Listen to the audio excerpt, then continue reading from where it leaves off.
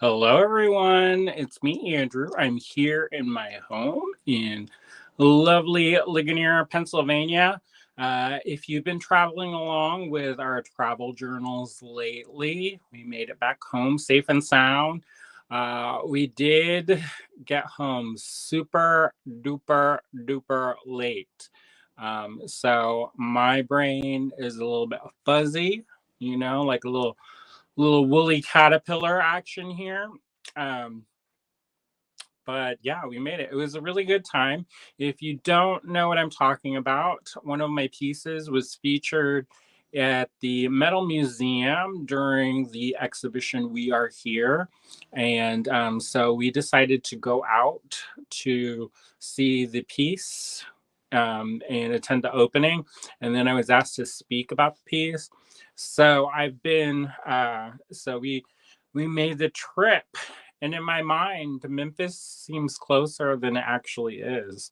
But yeah, so we took people around as we went down and back up, which was a lot of fun. And so, yeah, we had a good time. If you're watching, say hello and where you're tuning in from. I always love to hear where people are watching from. Michelle's watching. Hi, Michelle. Other Michelle's watching. Hi, Michelle. So yeah, we had a good trip. It was a long trip. We've been driving for 24 hours. So 12 hours down and then 12 hours back. But really, it's probably more because we got stuck in traffic in Nashville. And so that added some time. And then also, we made a couple stops. So if you didn't see yesterday's video, I suggest you check it out because it was kind of fun. We went to the Pearl Museum, the Tennessee River Freshwater Pearl Museum, which was really cool. I've tried to go before, but unfortunately they were closed the times that we tried to go. So we lucked out, and luckily they were open this time. So we got a couple things, and I'll show y'all some of the things that we got. I'm excited. I've been actually thinking about pearls a lot lately. Um, I love pearls, and I grew up hearing stories about pearls a lot. When we were little, my mom used to tell us about these oysters or these clams that were as big as a bathtub, and you had to be careful because they would bite your foot off.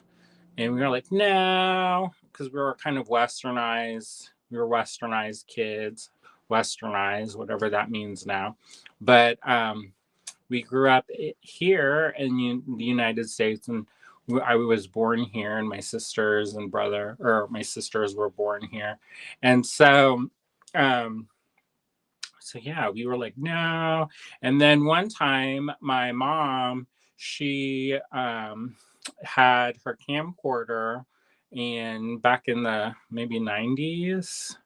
And so she went over to the Philippines, and there's a lot of blurry pictures of sand and people standing around awkwardly who I didn't really know who they were, but they're all standing there, and you're like, okay, who's that?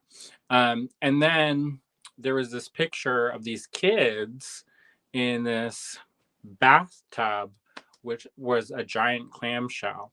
And so she told us these stories about how there were pearls that were as big as your eye. And,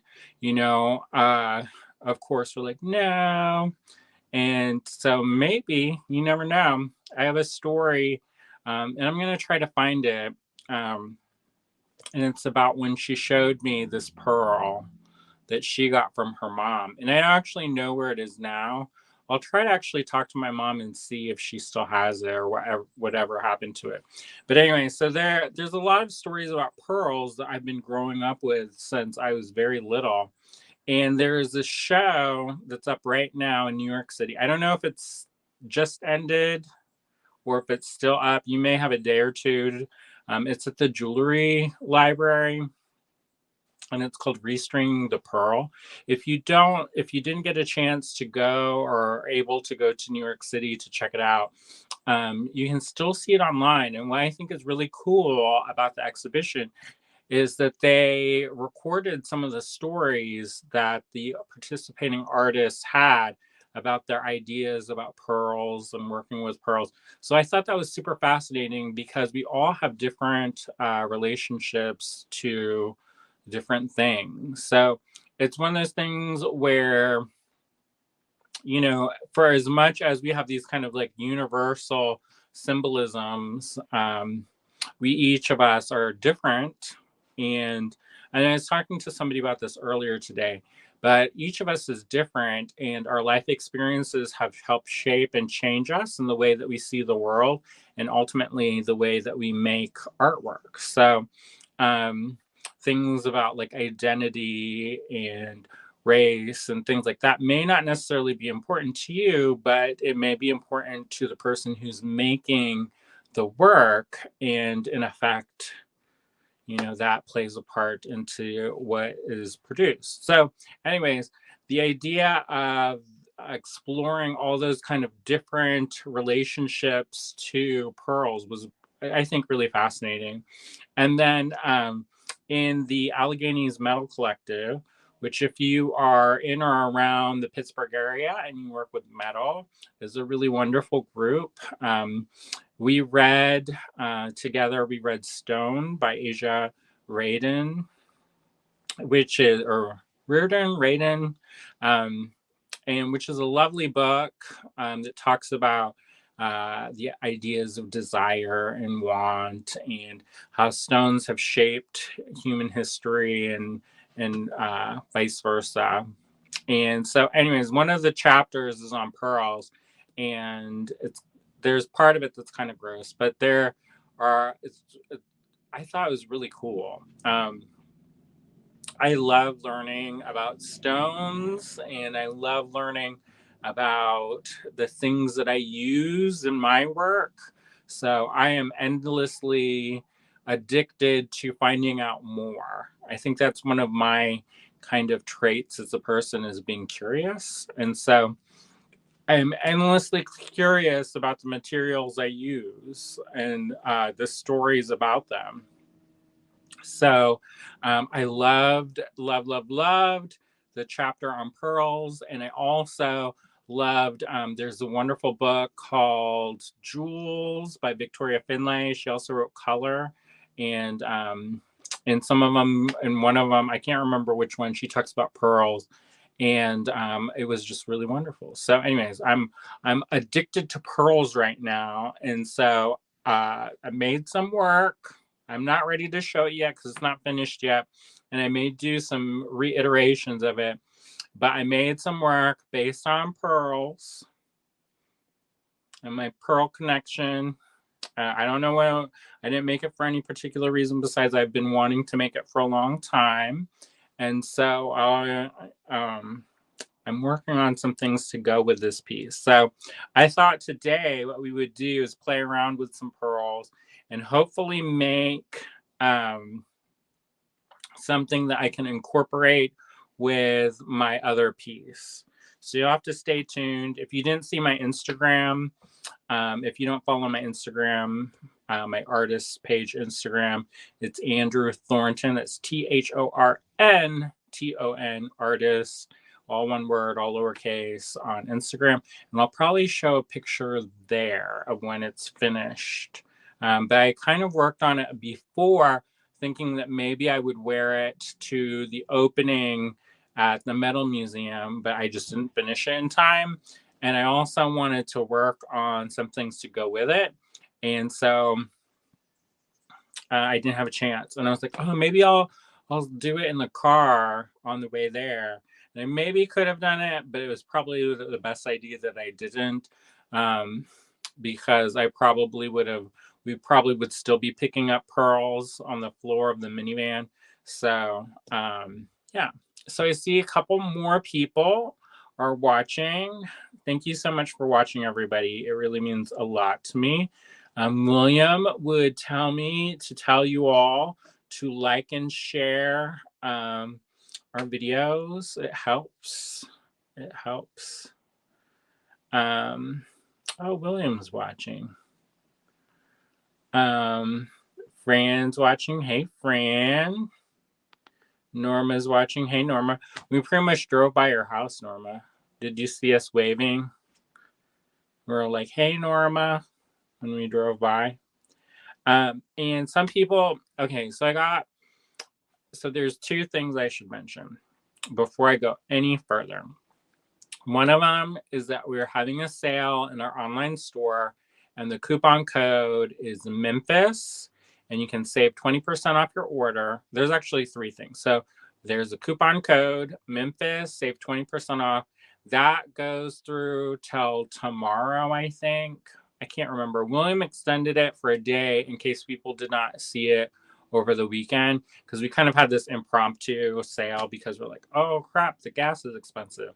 And it was actually expensive, and some of the parts were like, how much is that? But anyway, so the other thing about that is that there was a jewelry store that the owners are retiring, and so we were driving by them. And at first, when I saw the post about it, I was like, oh, well, they're so far away. It's not even worth even looking at it because we're so far away. And so I didn't even think about it.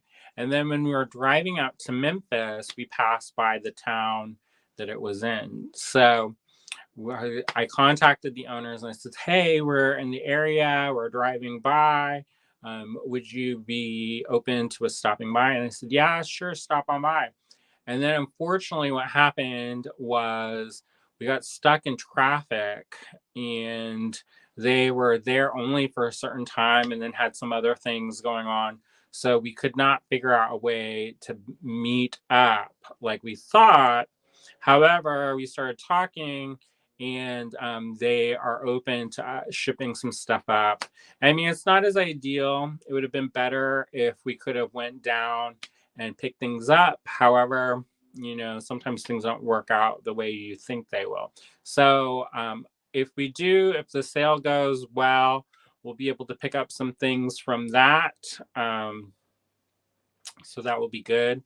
So if you want to, head on over to allegorygallery.com, use the coupon code, and save 20% off your order.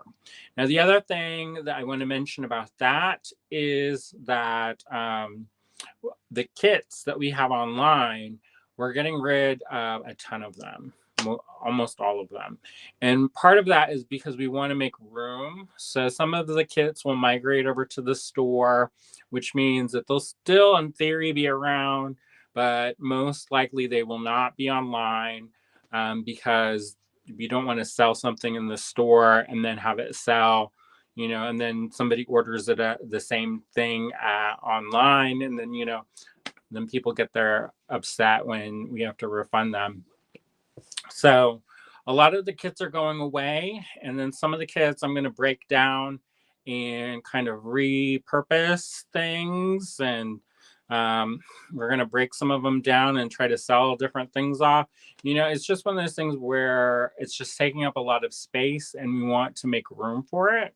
So if you do want any of those kits, do make sure to take advantage of that sale, because those will go away, and they probably will be, I don't know exactly the timeline about how soon they're going to be going away, but they probably will be gone by the end of the month, if not sooner. And we'll keep you updated with all of that. But I just wanted to give you a heads up in case you were eyeing something and you're like, I want that kit, but I'm saving up. And then, and then it disappears. And then you're like, hey, what happened?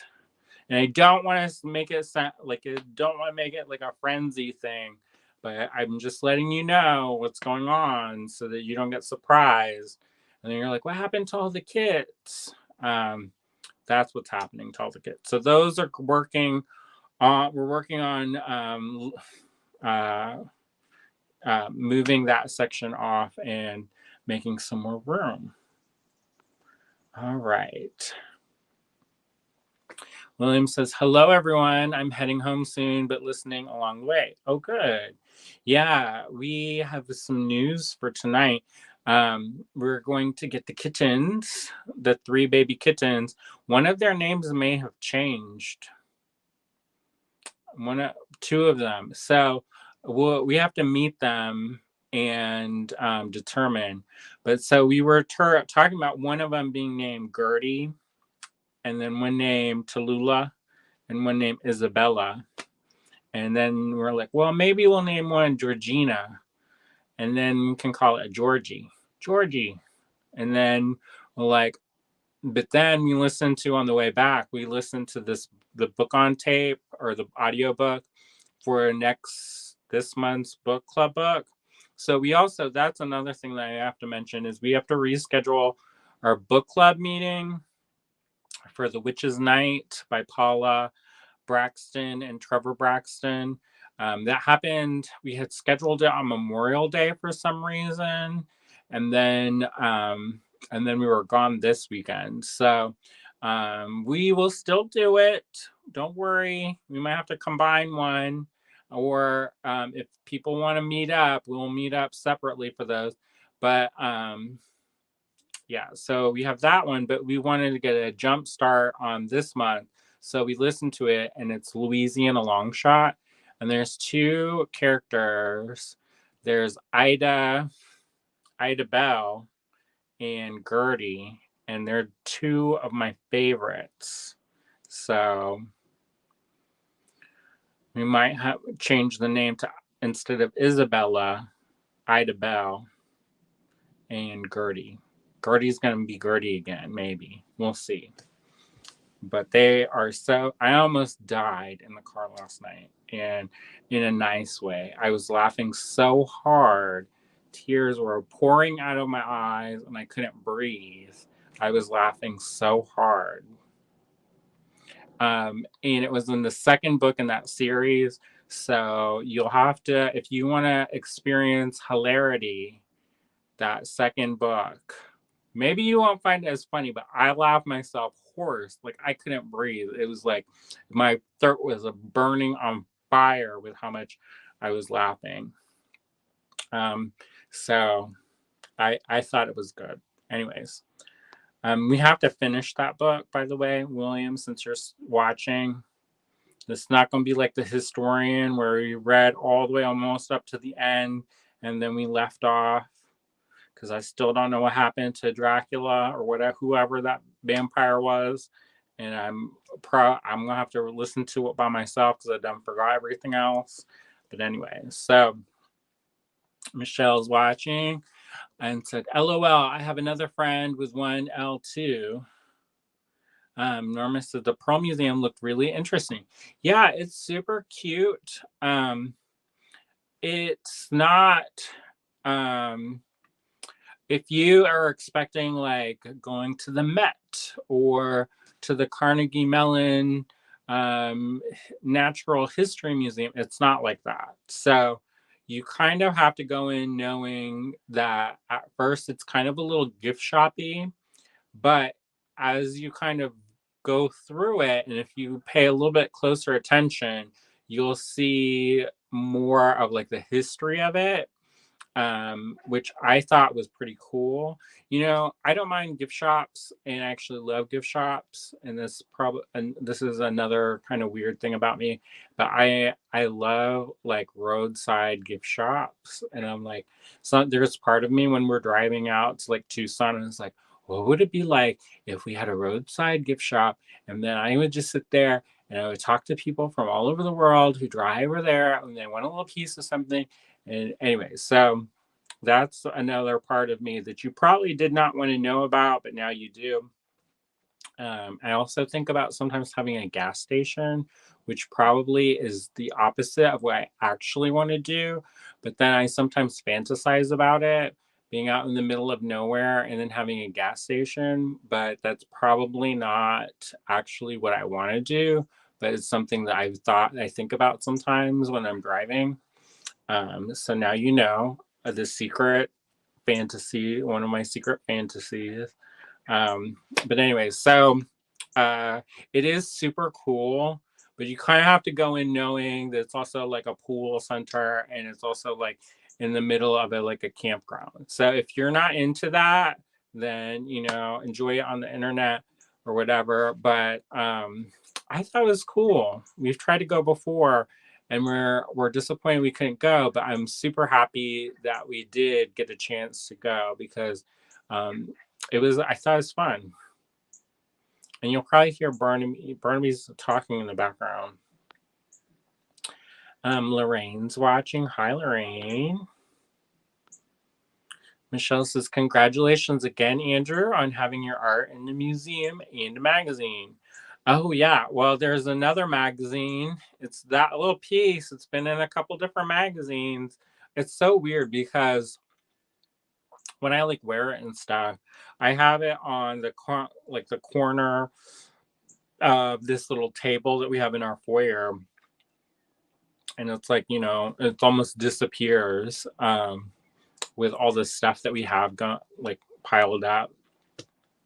But then you see it and it's like in a case and there's spotlights. It's pretty amazing. And William will have to send some pictures of me posing next to it because I thought that was fun. And Michelle said that would be something to see. Teresa's watching. Hey, Teresa. Michelle said, yes, the Pearl Place was fascinating. Yeah, I liked it a lot.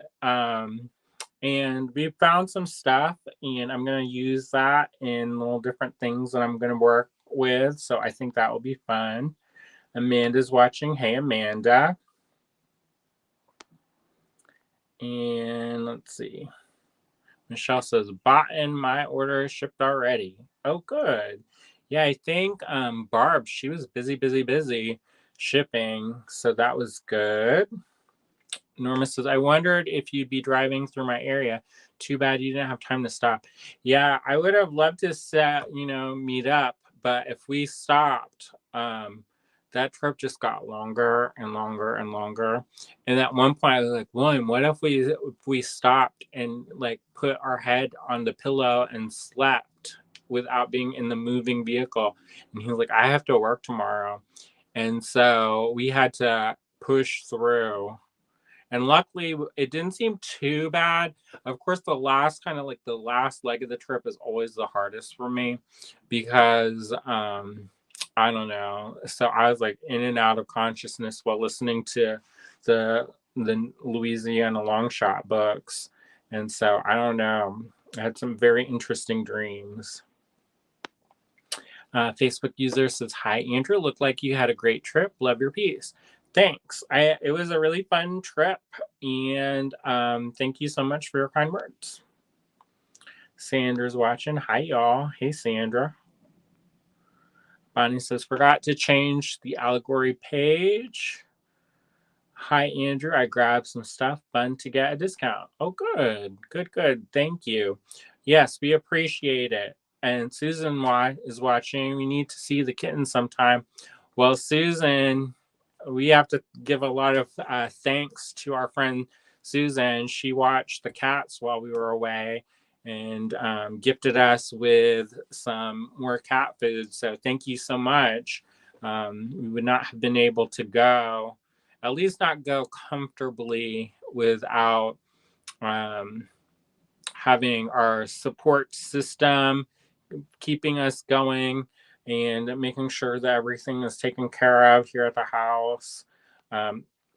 Whenever we leave, it's kind of a big production because we have to make sure somebody comes by the cottage and make sure that the cameras are up, and we have to make sure somebody takes care of the cats, and we have to make sure that everybody knows, and we tell the tenant over in the Johnstown building that we're going to be out of town so that if there's an emergency that they have contact information. And so there's a lot of moving parts, but it was a really wonderful weekend, and I feel really very, very blessed to be able to go.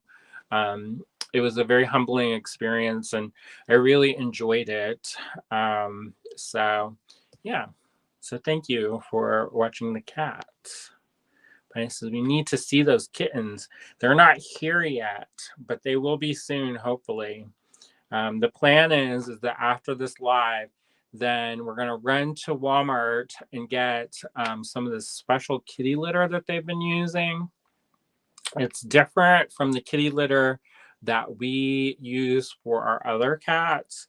So it's good that we found that out, because I don't want to like them being like, oh, that's not where you go to the bathroom, and then like go to the bathroom like on the floor or whatever. Um so we have to go and get that.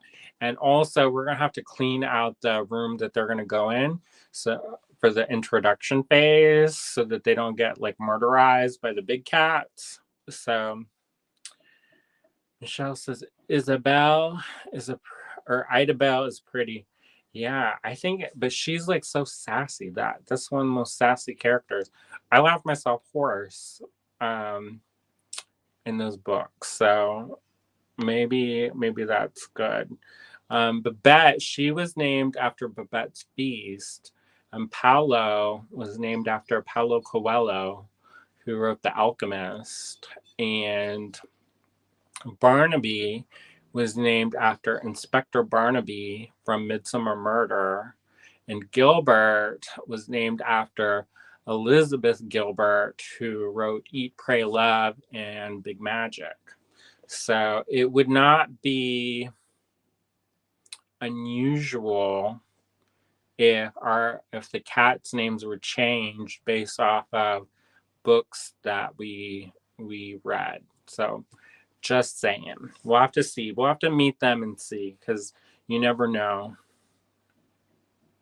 Michelle says, I so love pearls.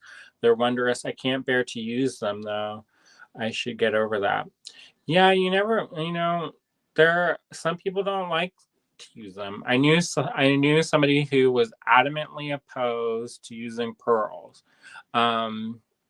So what I said was, why don't you use fake pearls? And they were like, well, okay. So they started using fake pearls. So, if you don't want to use actual pearls, they do have pearls that, they're not exactly the same, but they are a good substitution, especially if you want like great big ones.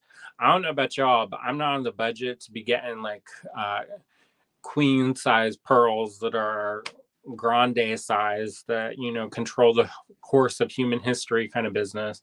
So that's a good opportunity for faux pearls.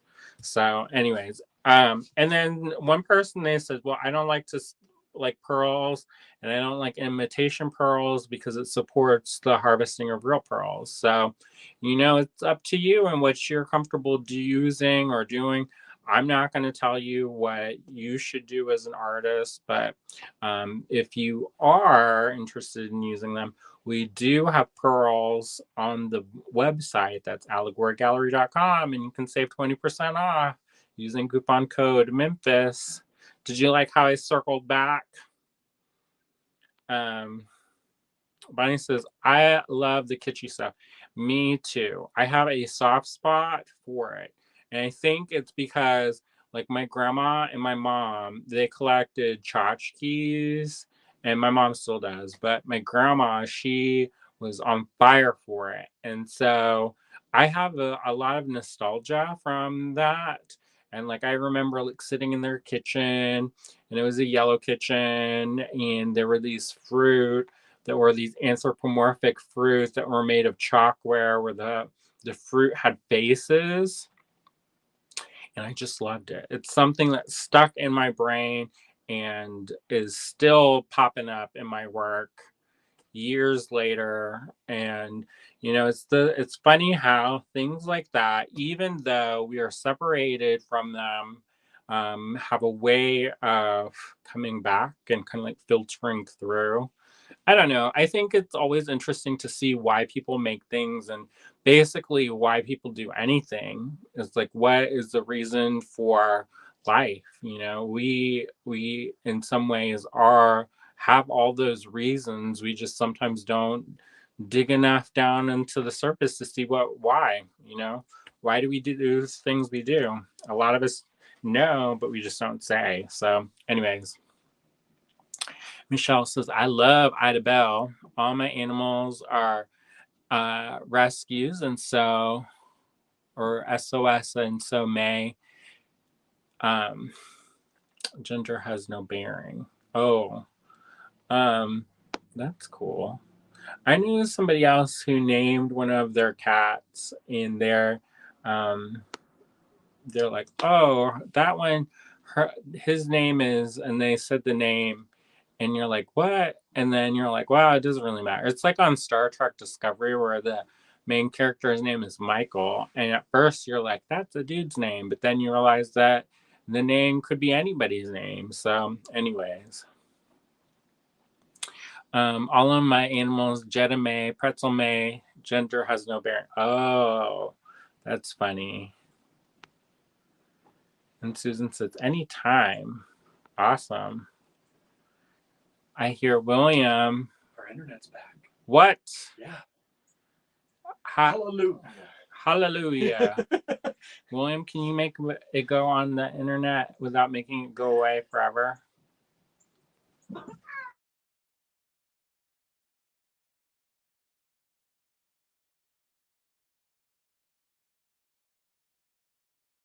The whole house is downloading stuff now, but hopefully it should work. So hopefully we're still here. I noticed the numbers picked up. Oh, yeah? What?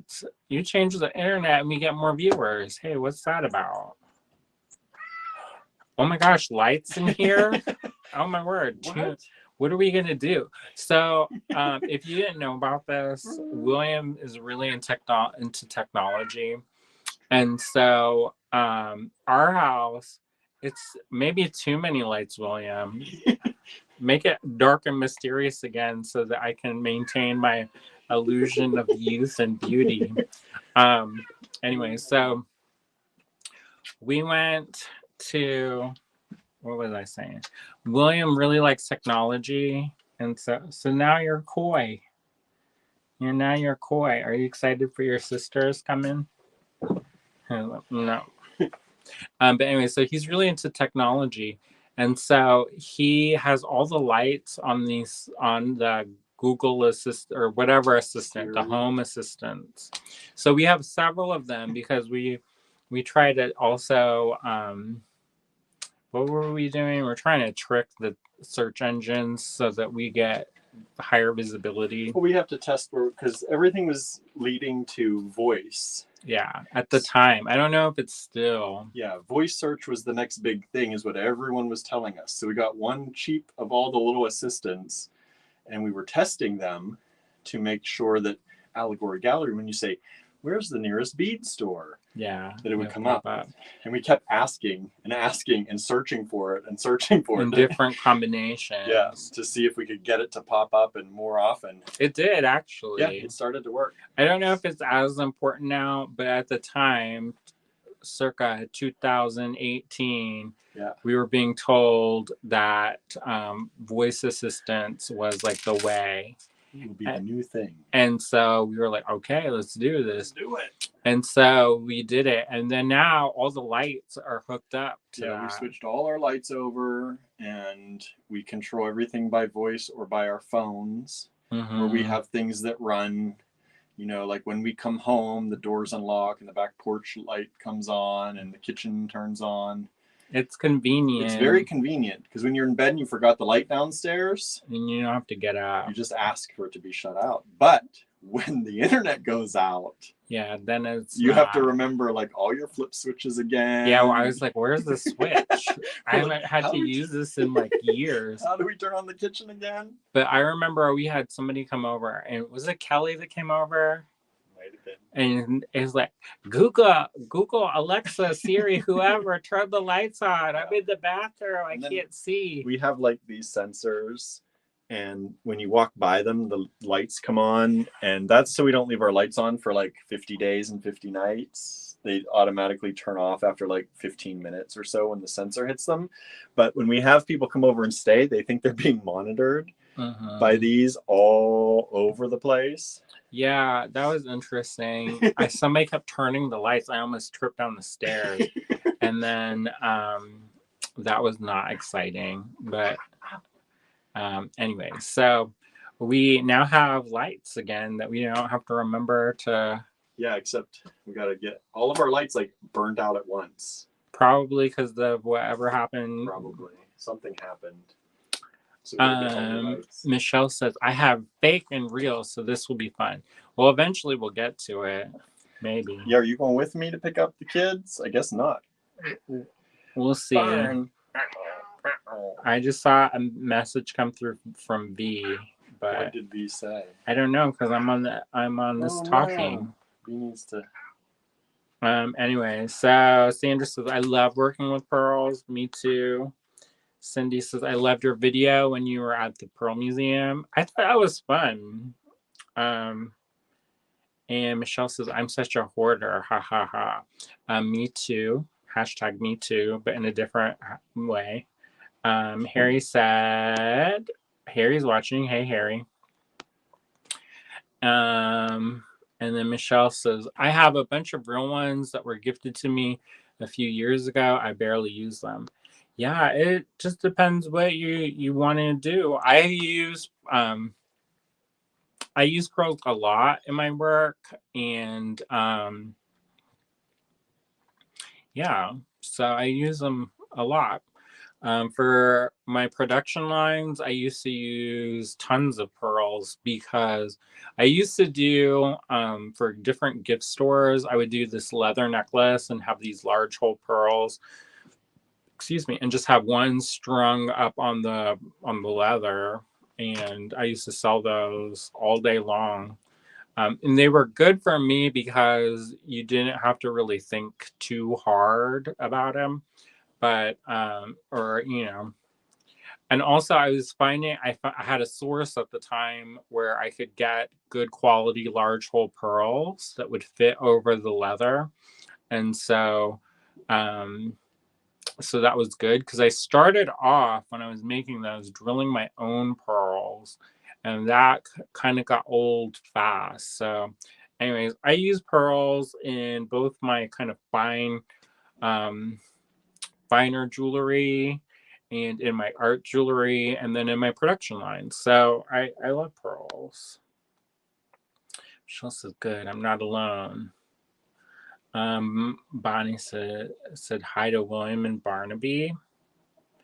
And Cindy says, yes, you're still here. Oh, good. I'm glad it didn't cut out because sometimes that happens. And I might have my signal cut out anyways because I don't have my charger. So we'll have to go faster than me talking all day. June's watching. Hey, June. Karen's watching. Hey, Karen. We didn't drive by where you live, but we drive in Ohio, which is the state that you live, but not by where you live. Cheryl is watching. She says she's here for the kitties. Well, the new ones, they are not here yet. We still have to pick them up, which is what William was just talking about. And Bonnie says she's hungry for tacos. I'm always hungry for tacos. There's this place in Asheville called White Duck Tacos. And they used to have these really wonderful different kinds of tacos. And I still dream about them. I can't eat half of them or more, but I still think about them. And Harry says, pearls are wonderful. I have lots of them, both glass and cultured. Oh, good. All right, so let's do this. Let's flip this around and then we'll get started. How about it? All right, so you're going to see the ceiling for a second.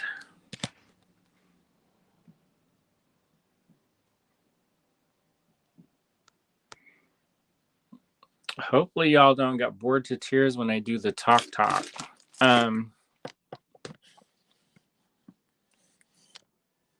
That might be too close. Harry says, Fred, my big gray cat heard Barnaby and jumped up to see who was talking. Oh, that's so cute. Amanda says, I love pearls, any kind. I've been recently developed a liking for shell pearls. I like them all. It's so like I don't know. I just have a lot of love for all of them. All right. So one of the things that we got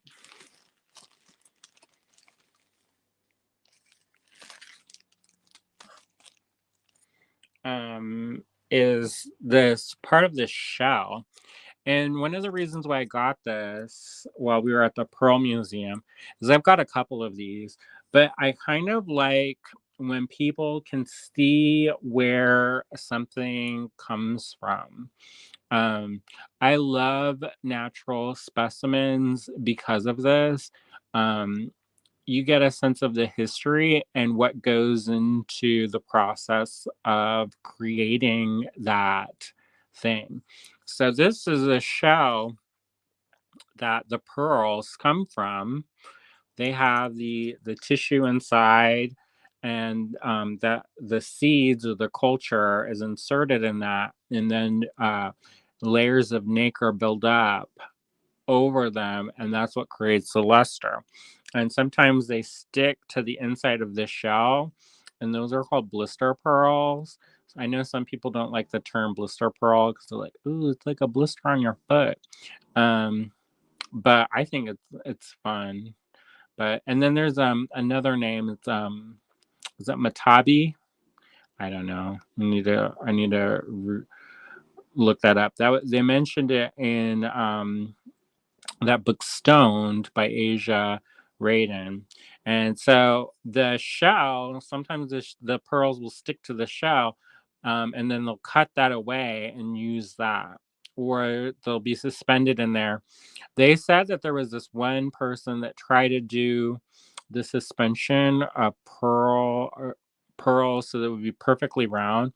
And so they used limestone and these little tiny pins, and they would drill into the shell and insert this little limestone core and then use that pin to like hold it up so that it would be like floating inside, and then it would get to be a perfectly round pearl. This is before they learned how to actually culture pearls. So I don't know. There was also this story in that book where they talked about how they were making the oysters cry, and they collected the tears of the oysters and made pearls from the tears. Um, and so I don't know, that's one of those things where it's like anecdotal at this point, where the stories are verbal stories, and so how much is true and how much is, you know, an exaggeration, or somebody will see something and they will think it's a certain thing when it's something that's different happening. I think that's interesting. But anyway, so this is one of the shells that the pearls are grown in. And one of the cool things is that nothing is really wasted. So the shells themselves are then turned into buttons. So which I think is pretty cool. Then the circles are cut out and they're drilled and then they're polished, and then this brown is removed. And so that's how some of the natural buttons are made. So I think that's neat.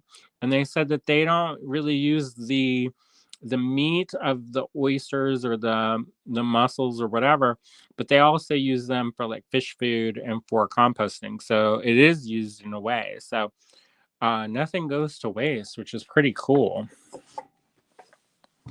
Michelle says mabe. Maybe that's what it is. And then we also got these natural pearls. Now, these ones are not made with the nucleus, and they're itty bitty. But so if you're not familiar with how pearls are made, um, sometimes there's an irritant that gets inside of the pearl and then it gets coated. And sometimes that's based on a parasite or a little shrimp or even a little tiny crab can get in there, and it gets stuck in there and it can't get out. And then it gets coated with that protective sac. and that's when it gets covered in the nacre. And that it's something that happens in human bodies. It's a natural process that happens, you know, in our bodies. So it's not just oysters. And I think it would be a little bit weird to get like a human one because those are like kidney stones and stuff. But anyway, so um taking it to that gross level. But we got those. And what I'm going to do with these is I'm going to make some little pieces that have little windows, I think. And then you can kind of see the pearls moving around inside. Um, and so I think that's pretty cool. So we'll see. I have a lot of plans for things that I want to make. And sometimes I have a chance to make them. And then sometimes I try to make them and they don't work out, and sometimes I make them and they do work out, so then that's good. But so I have this idea for having that, so I will use these in that project when I get to it, because I have a bunch of different pearl projects currently lined up, and that's one of them. And then also we got this one, so I will put that in something pretty cool as well. And that one was a cultured pearl. And like I said, we do have a lot of pearls on the website right now. So that's allegorygallery.com. Lots of them. You can use the coupon code Memphis and save 20% off if you want to play around with some pearls too. Bonnie says that's a pretty shell. And Harry says that he likes to use cornflake pearls. Bonnie says, too bad we can't poop out pearls. Well, there is a story, not of me, but there was a story about how, of course, because I love creepy things, but anyways, I don't know if it was the Mutter Museum, which is having some interesting things happening right now, but there was a story about somebody who was having some kinds of stones develop in their digestive tract, and so they were expelling them, as one does things that are in the digestive tract, and it was like a natural oddity. But anyways, I'm not going to talk about that because, for one, I don't actually remember all the details. So it might be me making stuff up and you just never know. Or, yeah. All right. So I have these. I've had these for a very long time. And these are some of the pearls from my pearl collection. If you see a price, don't look too closely at it. Because, yeah, just don't. But I want to use these pearls in a project. And what I was thinking about doing was, if I can get the thread to pass through, then I'm going to try to make these little clusters like I did earlier.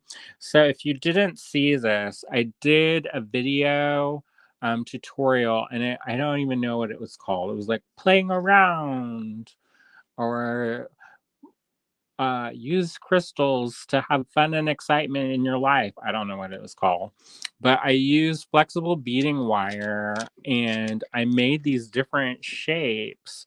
So there's this one. This is when it's just 111. It's just a one count.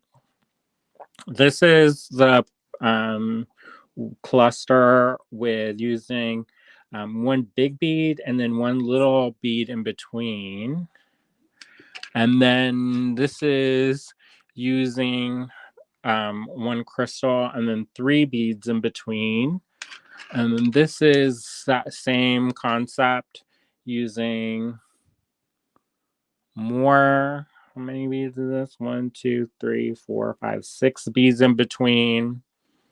And then this one is using way more. And I think they're pretty cool. It gives a kind of an architectural. I love these. An architectural vibe.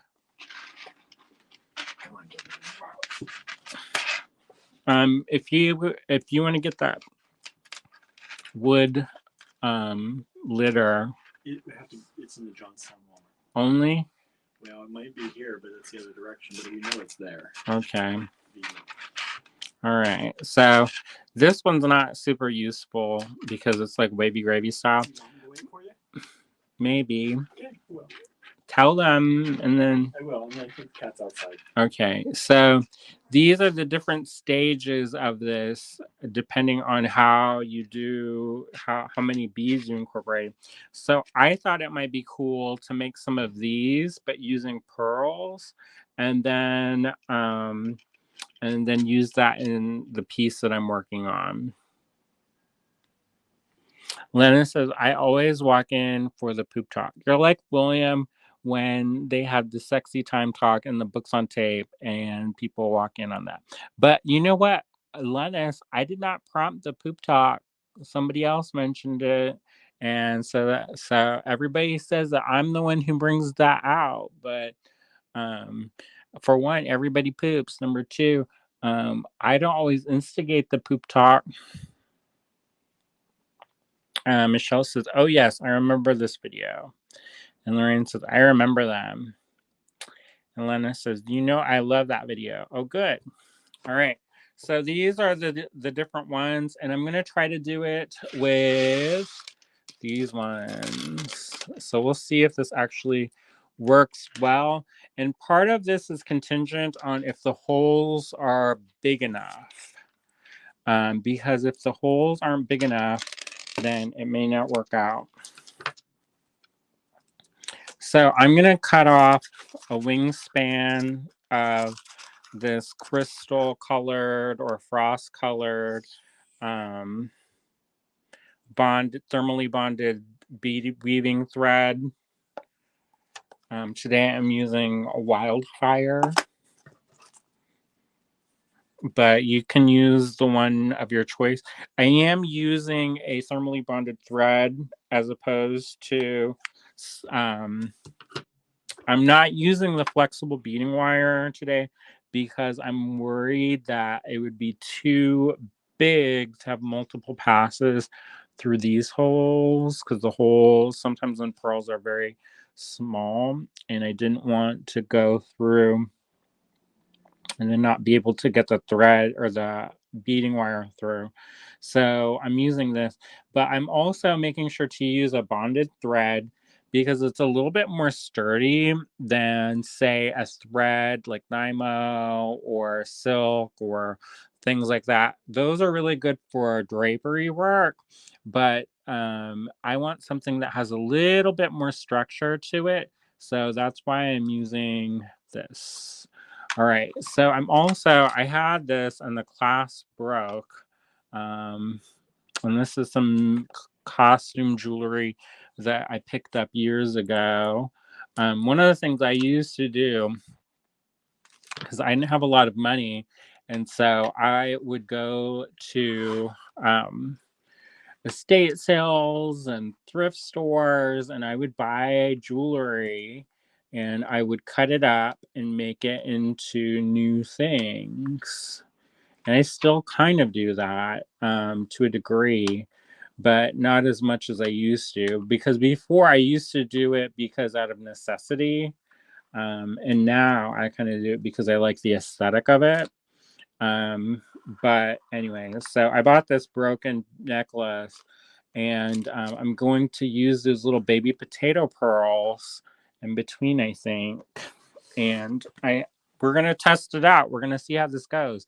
This may look great or it may look like the P word. Right? So I'm going to string up one of these potato pearls. Oop. As I stab myself on camera. And then I'm going to string up one of these round pearls. Now, these are freshwater pearls. They're cultured pearls. And I'm going to string up one of these potato pearls. Michelle says, is that 6 pound? They do it a little bit different. This is a 12 pound. So this is All of the companies are a little bit different. So, like Fireline is different than Wildfire. So this is a little bit thicker. I think this is about the same. But anyway, so this is with the black. And that's their way. So I don't know. You have to do the conversion of that because not all of them are the same. But I like it to be not too heavy, but also not too thin that it won't hold the work, right? So I'm just going to test this out because I don't know if this is going to look good or be the thing that I need for my project, but I am stringing up one potato pearl, one round pearl, and then alternating until I get to, I want 4 of each of these. Wait, 1, 2, 3, 4 of the big pearls, and it'll be 5 of the other pearl, the potato pearls. Facebook user is watching. Hey, Facebook user. So I'm excited. We've got a lot of really cool plans this summer. And I'm excited for them to happen. All right, so I've got this potato pearl, round pearl, potato pearl, round pearl, potato pearl, round pearl, potato pearl, round pearl. And then I'm going to leave myself a little bit of a tail so that I can weave it back in. And I'm going to fold this over and tie this in a knot like so. And it's going to form this little unit. And then I'm going to make another knot, an overhand knot, and then go through again. And that's going to really lock it in place. I told them we'd be there around 8-ish probably.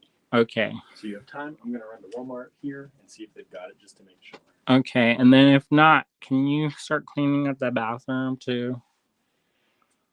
And then we've got that litter tray in the downstairs also. Yep. So that's us getting ready for the kittens. So I did that 3 times because I don't want that to come loose. And then what I'm going to do is I'm going to take my needle and pass this back through one of the round pearls. Now, this is one of those projects that you may have to get your pliers out to help encourage the needle to go through. If you go through if you go through the pearls enough times, then you'll want to do that. Now, I'm doing this where I'm not going to be working from that one spot where I have my knot. And one of the reasons why is if anything tugs on this, I want this to pull, have multiple points of connections where it pulls from. If you center all of your work from that one place, what's going to happen is if somebody pulls on this and it comes loose, or if somebody pulls on it and they pull in just the right spot, if that one spot gets loose or something happens, then if somebody pulls on it, the whole thing comes apart. So that's a good reason why when you're working with your thread, that you don't put all of your eggs in one basket, so to speak. All right, so I'm going to string up another pearl, one of these potato pearls. Michelle says the frost is a bit thick. Yeah, you kind of have to play around with what is going to fit and what's not. So, and then a round pearl.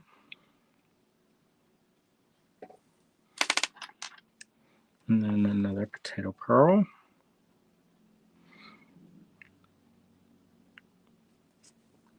And basically what I'm doing is I'm making these little segments that are connected and then I will sew them up together, and it's going to make one whole entire piece. And so if my unit is to use 4 beads, then I'm going to add 3 of these round beads around, because this will be my 4th bead. So that's the idea behind that. And I'm going to work, so this one is working like this in this circle clockwise, and then when you get into there, it's going to go counterclockwise, and then you're going to go a half pass through, and then it's going to be clockwise again. So you're rotating the direction that you're working. And one of the reasons why is not just for aesthetics, but it just makes an easier thread path. And then the other thing is that it will also make your piece stronger. All right.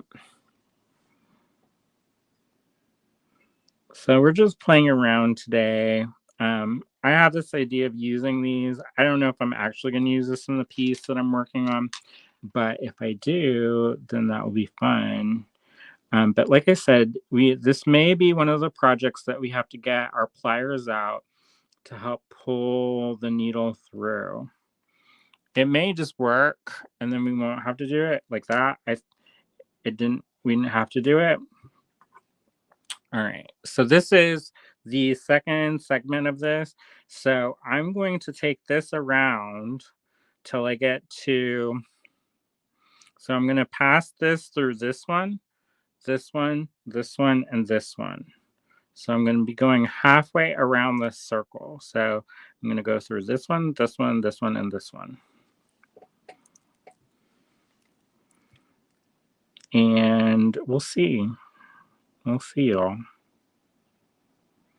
So hopefully you all are having a good start to your week, and that, you're having a good time making things and creative.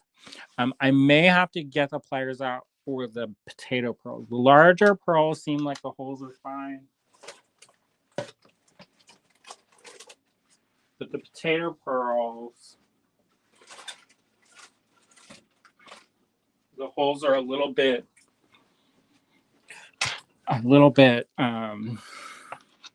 smaller. And we want to make sure we're not tangling up our work, and that our tension is tight enough that there isn't a lot of thread being exposed, but it's not so tight that you can't get the needle into your work. Because if the needle won't go through, it makes it tricky to get that through.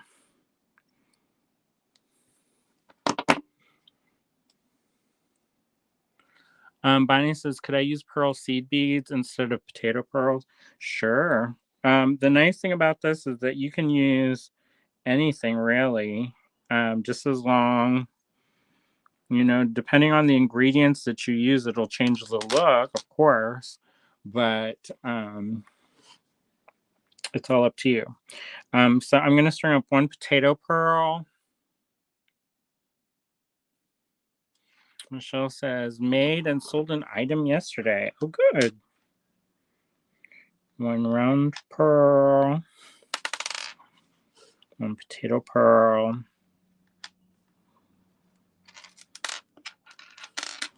1 round pearl.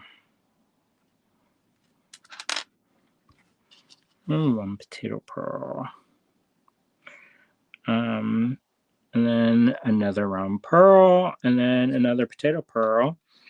And then we're going to go through the pearl that we exited. And there you go. Harry said, I posted pictures on my Facebook of some works in progress prints and some clay figures in the dryer. Oh, good. I should check out the store, because the piece that we got from you may be at the store.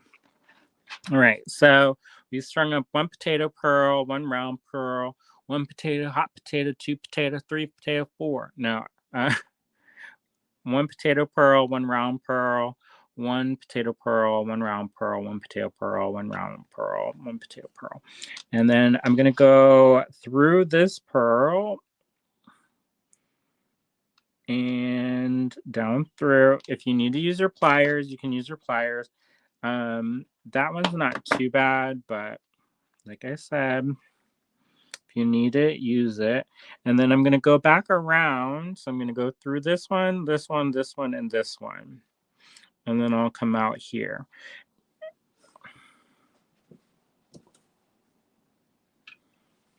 So this is one way that you can make a beaded bead using pearls. And I think these could be really pretty on their own, but hopefully it will look the way I want it to look, and I can just use it in my piece the way I have it in my mind, but we'll see how this goes. I'm excited about the new piece. I'm a little bit nervous because of one of the techniques that I use, but you'll see. All right, so this is the 3 links that we've got going. And in theory, you could end it on 3 if you wanted to.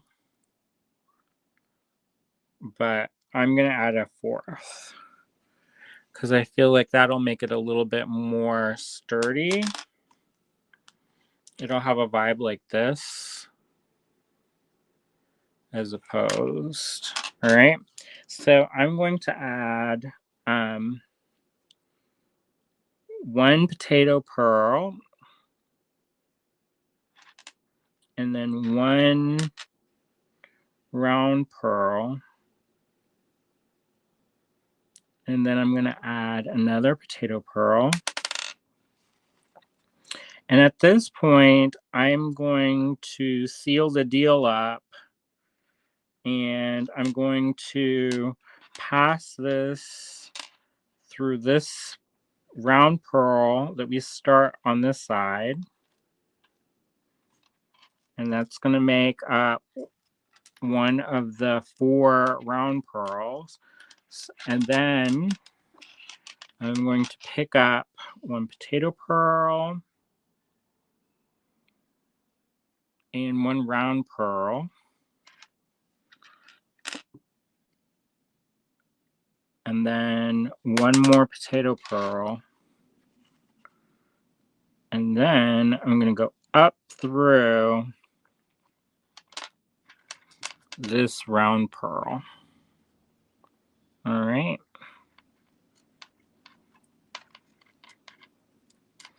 And that's going to complete the circuit of the 4 pearls. And that one is a little bit tight, so I'm just going to use those pliers to gently encourage it. My persuader. I had one teacher that I worked with who used to call their hammer they named their hammer persuasion. So this is what this looks like. So far. And that's kind of cool. But what we're going to do is we're going to come up through this. This is where the thread's coming up. We went around in a circle, and then we're going to go up through this potato pearl and this round pearl.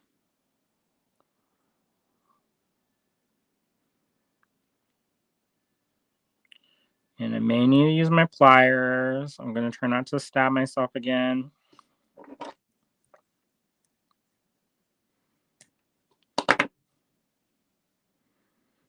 And I'm going to, at this point, I'm going to tug on my work and make sure that it's nice and sturdy. Now, what I'm going to do is we will definitely be using more potato pearls than the other pearls. And what I'm going to do is the next step is to go around this circle, but to connect these large pearls. So I'm going to string up 1 potato pearl, then go through here, string up another potato pearl, then go through here, string up a potato pearl, then go through here. and then string up another potato pearl and come through here.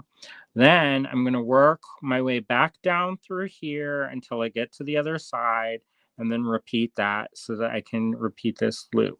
All right. Does that make sense? That way it gives it more structural integrity than leaving it like this. If I leave it like this, it's going to be wavy gravy style. But by adding this extra potato pearl, it's going to create a triangle, which is a more stable shape. All right. Bonnie says geometry. You know, I was always really good at geometry. But then when we got into like trig, then I was like, what, who, how, when? All right.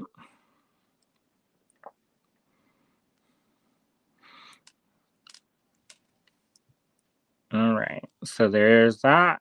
And already you're going to feel the difference. Already you're going to feel the difference. We talked about, Bonnie said that would make a pretty ring. We talked about that at book club about having pearl rings. If you do have a ring that you make out of pearls, just be mindful that things like soap and stuff like that will damage your pearls. So just keep that in mind, so that pearls are also somewhat soft. So if you start, if you like to roll around on the concrete, that may be detrimental to the pearl ring. So I have a couple pearl rings. I didn't admit it at the book club, but I do. And whenever I go to wash my hands, I take my pearl ring off and then put it back on after. Usually as I'm going into the bathroom, if that's what I'm about to do, I'll take my pearl off beforehand. And then that way, you don't have any dirty rings. All right. So now that I've gotten on this side and stitched this up, and it's much more stable on this side, it's way more stable on this side, I'm going to work this through. So I'm going up through this potato pearl. This also going back and forth through the pearls or any of these beads when you're adding this thread going through like this, what you're doing is, and that's getting a little bit tight, so that makes me a little bit nervous, but it should be fine. One of the things that's good going multiple times through is that you're making this stronger. You're making this a more rigid shape because you're reinforcing your stitches. So I've come up through this round pearl here. So the next step is to go through, I have a choice to either go through this pearl, this potato pearl, or this potato pearl. Since I'm working in this way, I'm going to go through this potato pearl and through that next round pearl. And then I'm going to start reinforcing that shape again. And if you are really good about remembering where you put the other ones, your half circles, that's even better, so that you don't accidentally, because I don't want to break this needle. Please don't break. Please don't break. Oh my gosh, that was close, y'all. All right. And then I'm going to take a potato pearl.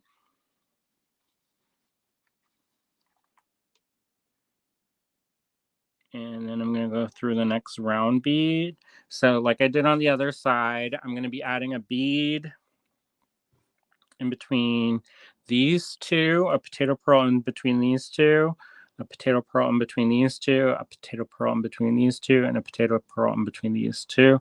And then I'm going to knot up my work, finish it up, and then I'll have a usable component that I can use for my next project that I'm working on, in secret, not so secret, because I'm telling the internet that I'm doing it. All right.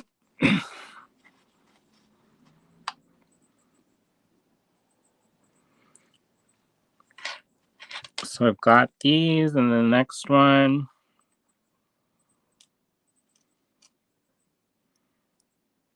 And I'm gonna go add I have 2 more potato pearls to add, and then I'm gonna tie everything up, and then I'll be done, have a component that I can use, and I'll string it up.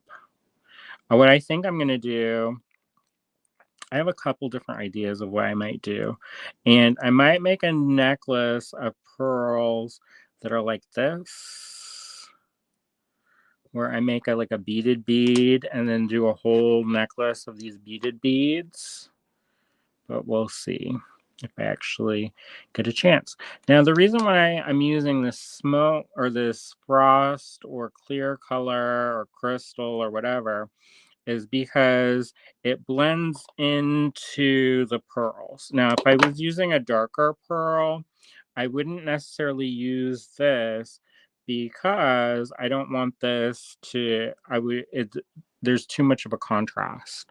Elizabeth Brim, who is a blacksmith, and she wears pearls while she's blacksmithing, she said that one of her tricks is to use, when they're knotting her pearls, is to use a black thread, so that whenever she goes, because she works exclusively with coal, or at least mostly with coal. And so when she's working with coal, sometimes that coal can make, the strings of the pearls turn a different color. So her trick is to use a dark gray or black thread when they're knotting them. And then that way, if it gets dirty, you can't actually tell that it's dirty. All right. So I'm going to go through this one pearl that we just added just because I can. And then I'm going to tie a knot. And I've got this pulled around there pretty tight. I'm actually going to go through this round one if I can get it through there. And like I said, when we add those reinforcing stitches, it makes the piece stronger. So this will be more stable. In theory, you can go, if you have a long enough thread, you could go back through and go around these potato pearls. I wouldn't do that just because if you do that, sometimes what's going to happen is these pearl holes are pretty tight to begin with. So if you go through, you're going to maybe break some needles. So I probably should mention this also for safety's sake, is if, even though we're working with a needle and thread, sometimes people don't really think about it. I should be wearing safety glasses. I know that may sound crazy. Like, he's just basically got a needle and thread.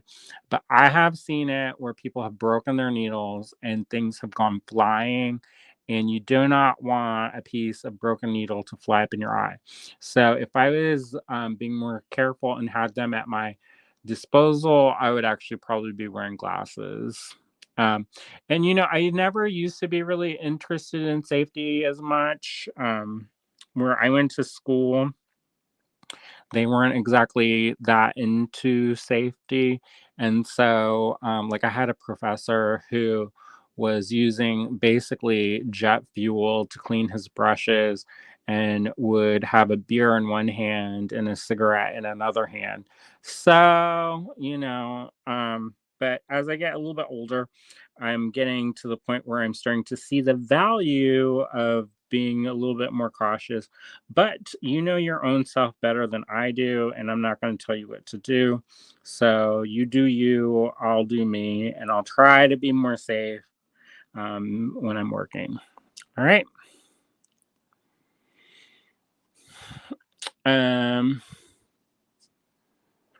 Harry says, I like this form. I have some 20 millimeter round pearls and think trapping one in the middle. Yeah, that would be great. Bonnie says, I'm going to use this idea with stretch magic for a ring. Maybe it will work. Maybe. You can try it and see. Let us know how that works out. All right. So, and if you do make anything using these techniques. We always love to see what our people are making, especially if they're using materials from us or ideas from us. We have a Facebook group, which is called Allegory Gallery Design Challenges. And if you are in that group, it's a really lovely group. Everybody's super chill and super nice and super supportive. And so that's a great place that you can share your work. I think it's really a delightful group. So anyways, I've got my needle. I'm going to pass this under that thread bridge right there. It's going to make a little loop. I'm going to go through that loop and tie it. Now, if you want, sometimes it's good if you've got the extra thread to go through different beads and make some of those little anchor knots, as I call them, where you have it so it sturdies up the piece, and it makes it a little bit so that if anything comes loose, they're not all gonna come and fly apart, and then you're gonna relive that scene from The Witches of Eastwick when they're on the stairs and that lady, they realize his name is Daryl Van Horn, and then her necklace breaks, and then she slips and falls down the mountainside with the stairs with the pearls by tripping on them and slipping and sliding. So I'm just going to go around, and for as comfortable as I have this, I'm just going to go around and add some more of these knots every so often. Now, when I was using the flexible beading wire, I did not do this step. And the reason why is because it's braided steel with a nylon coating. But this is a thermally bonded thread, which is strong, but it is not as strong as steel. So just keep that in mind. Because if you watch that video and you're like, how come you didn't do it in that video? And this is a little bit different, but it's the same idea, same concept, but because the materials are different, we're just working with it in a slightly different way, acknowledging the materials we're using and how best that they work. Not all materials are exactly the same. So if we give the exact same treatment to all the same materials, it's setting ourselves up for failure. But we can take those same ideas and modify them slightly and have way better results. So I think that that's fun, a fun way of thinking about things. It's kind of like when I don't know about y'all, but we are vegetarians, and so we work with sometimes substitution products. So we went to this really wonderful restaurant while we were in Memphis called Imagine. I don't know, I can't remember exactly, but it's called Imagine something or another, and everything was vegetarian or vegan, actually, I think. And they would use a lot of substitutions. Now, this is not a restaurant where people are going to get real creative with vegetables and do their own thing with it. It's where they take things that are familiar and a part of the non-vegetarian, non-vegan lexicon and recreate those using those. And I know some people don't like that. They're like, oh, if you're going to be a vegetarian, just be a vegetarian and stop trying to copy being a meat eater or whatever. But if you don't care about it, the food was good. I got some good banana pudding. They were talking about banana pudding in that book we were reading. So we were in the South, so I had to get me some banana pudding. And then I'm going to take this and I'm going to trim that real close after I put that knot. And the next thing I'm going to do is I'm going to weave this through some of my pieces, some of my pearls, and add some knots and then trim it. So that's what I'm going to use. I think this might be too airy for my purposes. Maybe I don't know. We'll see. But I may make some tighter. tighter pieces. Or like Harry was saying, I was thinking about putting some in the middle because I think that's fun. You've got a little cage of delight. All right, I'm gonna use my pliers because I feel like that's getting pretty stiff. Now you also maybe here's just a practical thing. If you're pulling your plier and it doesn't want to come through and you're up here, go down closer to wherever you're pulling, and also take your fingers and hold the other side and then pull it. Because if you pull from the top here and you've got all the pressure coming down from here and you're not supporting this, it's going to break. And then you're going to have, it's just going to break. So just be mindful of that and just move your pliers every once in a while and support your work that you're pulling from, and you won't break as many needles. I see that a lot. Like when I'm working with some of the basic classes, people will, when they're working with their needle, they'll pull all of the pressure up here towards the point, and then they're flexing their needle really a lot, but they're not supporting their work and they're doing that. And so then when it pulls, then this just snaps off. And, sometimes it happens, you know, um, it happens to all of us. Broken needles just happen. I know sometimes the metal will fatigue. I had a needle that lasted for a year and some change, and I reused that same needle over and over, and I had no problems whatsoever with that needle until one day I did. And that's probably from bending back and forth, and it worked hard in the needle, and eventually it just reached a point where I had worked hardened it too much and it just wasn't going to do it anymore. So it's a thing, it's called metal fatigue.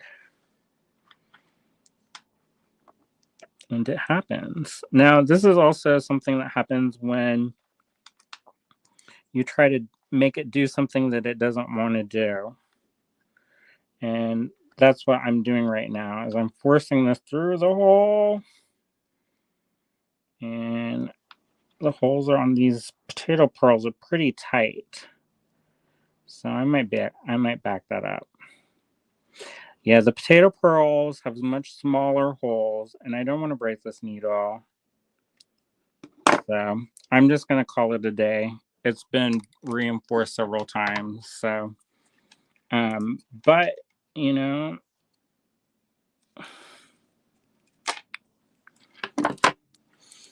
so nice and sturdy. So Bonnie was talking about how it would be cool as a ring. I don't know. You'd have to use the right kind of proportions of stuff. But yeah, I think this is cool. So the idea is then to maybe string it up on some pearls. This wouldn't, pardon me. This wouldn't be the pearls that I would have them strung up on a flexible beading wire, or slightly larger pearls. But I think that'd be cool, and have them clustered together.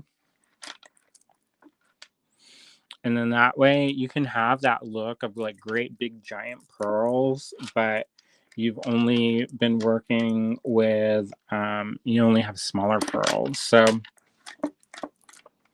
that's an option. I think it would be cool. And I also think it'd be cool to have a bunch of these little beaded beads in different kind of materials and then kind of juxtapose those with other things and string them up like that. And then you can just mix and match. Or you can make these, and then if you have a necklace that's like one of those cable necklaces, or a chain or leather or whatever, you can just slip this on and they can be interchangeable little components, and then you can kind of have them be whatever. So say you don't want to have pearls, but you made one out of these coral beads, you could have those. Or say you had kind of a plain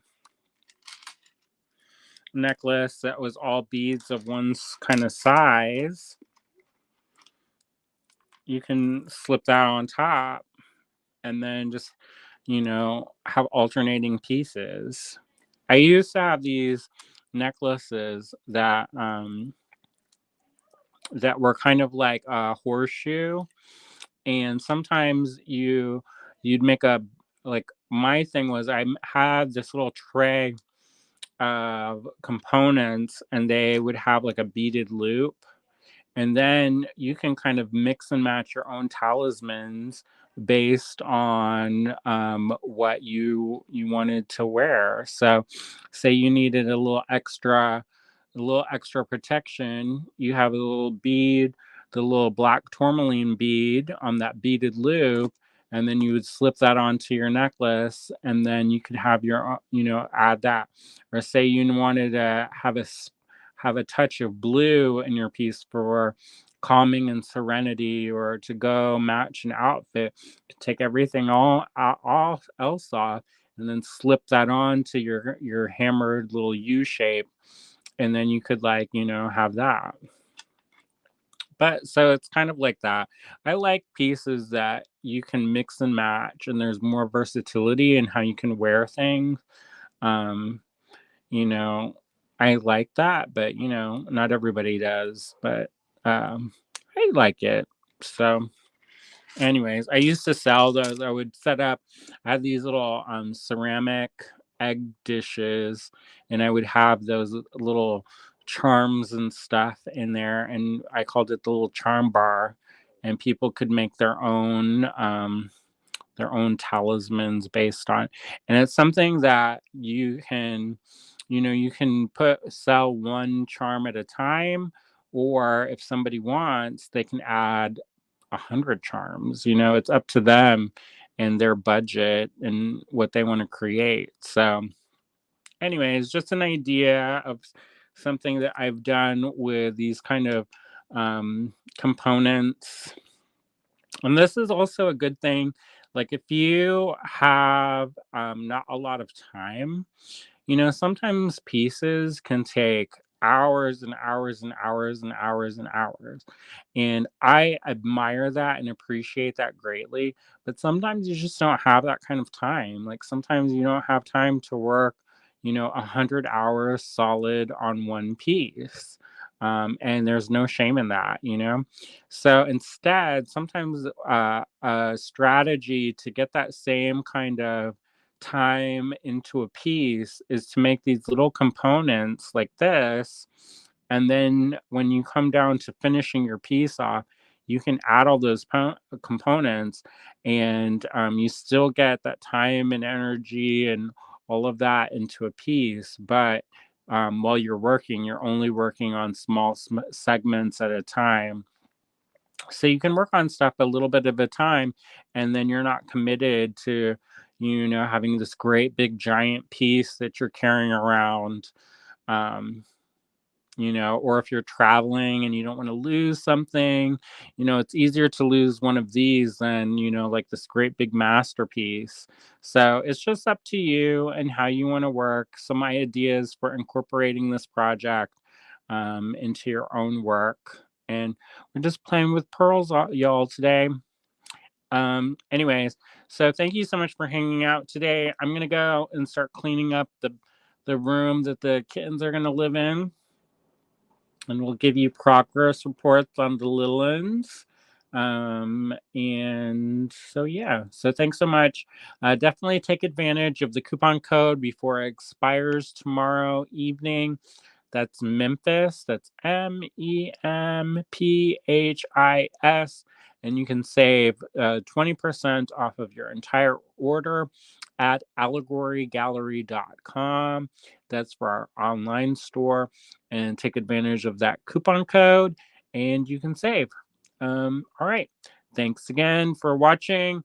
I'll see you back tomorrow with another idea. And if I get enough of these done, Maybe I'll show you how they all came together. But I have a sinking suspicion that I'm going to be playing with kittens all night. So don't count on it.